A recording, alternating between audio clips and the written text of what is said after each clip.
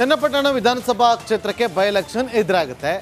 ಕಾಂಗ್ರೆಸ್ ಪಾಳ್ಯದಲ್ಲಿ ಒಂದು ರೀತಿಯಲ್ಲಿ ಟಿಕೆಟ್ ಯಾರಿಗೆ ಯಾರು ನಿಂತ್ಕೊಳ್ತಾರೆ ಅನ್ನೋ ಚರ್ಚೆ ಒಂದು ಕಡೆ ಆದರೆ, ಈ ಕಡೆ ಮೈತ್ರಿ ಪಾಳ್ಯದಲ್ಲಿ ಯಾರು ಅಖಾಡಕ್ಕೆ ಧುಮುಕ್ತಾರೆ ಅನ್ನುವ ಚರ್ಚೆ.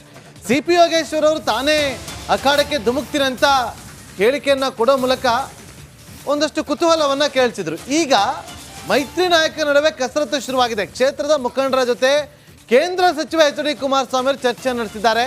ಜೆ.ಪಿ. ನಗರದ ತಮ್ಮ ನಿವಾಸದಲ್ಲಿ ಚರ್ಚೆ ನಡೆಸಿದ್ದಾರೆ. ಯೋಗೇಶ್ವರ್ ಅವರನ್ನು ಭೇಟಿಯಾಗಿ ಚರ್ಚಿಸುವಂತೆ ಸೂಚನೆಯನ್ನು ಕೂಡ ಕೊಟ್ಟಿದ್ದಾರೆ.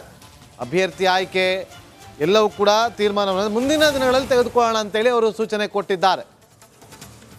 ಎಲ್ಲರೂ ಒಮ್ಮತವಾಗಿ ಒಗ್ಗಟ್ಟಾಗಿ ಕೆಲಸ ಮಾಡಬೇಕು, ಯಾರೇ ಅಭ್ಯರ್ಥಿ ಆಗಿರಲಿ.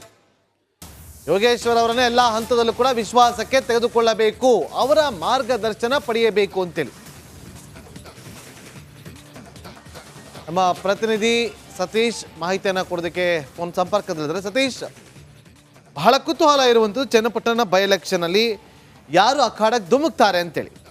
ಒಂದು ಕಡೆ ಈಗಿರುವಂಥ ಮಾಹಿತಿ ಪ್ರಕಾರ ಸಿ ಪಿ ಯೋಗೇಶ್ವರ್ ಅವ್ರಿಗೂ 50,000 vote fix, H D Kumaraswamy ಅವ್ರಿಗೆ 50,000 vote fix, D K Shivakumar ಅವ್ರದ್ದೇ ಆದಂಥ 50,000 ಓಟ್ಗಳಿದೆ.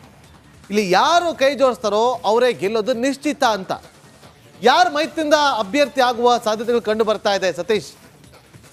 ನಾಗೇಂದ್ರ, ಮುಂಬರುವ ಉಪಚುನಾವಣೆ ಚನ್ನಪಟ್ಟಣ ಉಪಚುನಾವಣೆಗೆ ಸಾಕಷ್ಟು ಕಸರತ್ತಾಗ್ತಾ ಇದೆ. ಯಾರು ಅಭ್ಯರ್ಥಿ ಮಾಡಬೇಕು ಅಂತ ಚರ್ಚೆಗಳು ನಡೀತಾ ಇದೆ. ಇಲ್ಲಿ ಬಿಜೆಪಿ ಮತ್ತು ಜೆಡಿಎಸ್ ಮೈತ್ರಿ ಅತ್ಯಂತ ಪ್ರಬಲವಾಗಿದೆ. ಕಳೆದ ಹಲವು ವರ್ಷಗಳ ಚುನಾವಣೆ ನೋಡಿಕೊಂಡ್ರೆ ಚನ್ನಪಟ್ಟಣದಲ್ಲಿ ಬಿಜೆಪಿ ಮತ್ತು ಜೆಡಿಎಸ್ ನಡುವಿನ ಫೈಟ್ ನಡೀತಾ ಇರೋದು. ಕಾಂಗ್ರೆಸ್ 3ನೇ ಸ್ಥಾನದಲ್ಲಿದೆ. ಒಮ್ಮೆ ಸಿ ಪಿ ಯೋಗೇಶ್ವರ್ ಕುಮಾರಸ್ವಾಮಿ ಅವರು ಕಳೆದ 2 ಬಾರಿ ಗೆದ್ದಿದ್ರು. ಹೀಗಾಗಿ ಈಗ ಅವರ ರಾಜೀನಾಮೆ ತೆರವಾಗಿದೆ.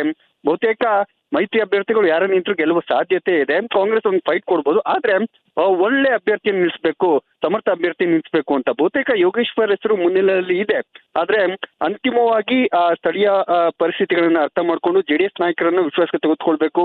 ಯಾಕಂದ್ರೆ ಜೆಡಿಎಸ್ ಇಂದನೇ ಅಭ್ಯರ್ಥಿ ಆಗ್ಬೇಕು ಅಂತ ಸ್ಥಳೀಯ ಜೆಡಿಎಸ್ ನಾಯಕರು ಒತ್ತಾಯವನ್ನು ಮಾಡ್ತಾ ಇದ್ದಾರೆ. ಹಾಗಾಗಿ ಕುಮಾರಸ್ವಾಮಿ ಅವರು ಎಲ್ಲರನ್ನ ಕರೆದು ಅವ್ರನ್ನ ಮನವೊಲಿಸುವ ಪ್ರಯತ್ನವನ್ನ ಮಾಡ್ತಾ ಇದ್ದಾರೆ.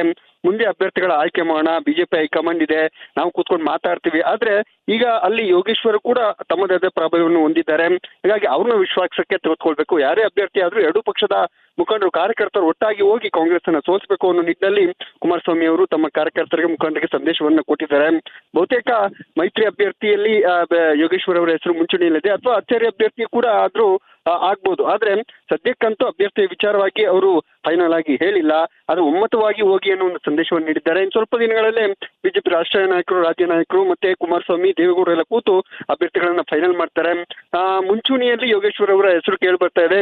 ಆದ್ರೆ ಮೈತ್ರಿ ನಾಯಕರು ಯಾವ ರೀತಿ ನಿರ್ಧಾರ ತೆಗೆದುಕೊಳ್ತಾರೆ ಅನ್ನೋದನ್ನ ಕಾದು ನೋಡ್ಬೇಕಾಗತ್ತೆ Nagendra. Okay, thank you Satish ನಿಮ್ಮೆಲ್ಲ ಮಾಹಿತಿಗಾಗಿ.